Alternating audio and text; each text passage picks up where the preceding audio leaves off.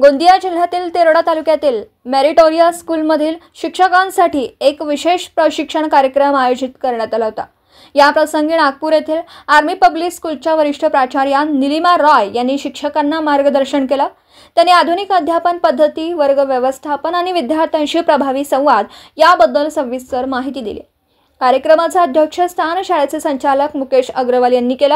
त्यांनी उपस्थित शिक्षकांना वेळेवर मार्गदर्शन केले आणि दर्जेदार अध्यापनाचे महत्त्व अधोरेखित केले।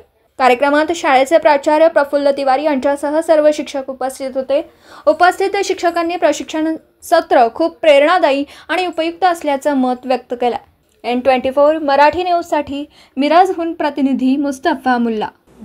दिवसभरातील घडामोडींचा आढावा घेण्यासाठी पाहत रहा N24 मराठी न्यूज चॅनल।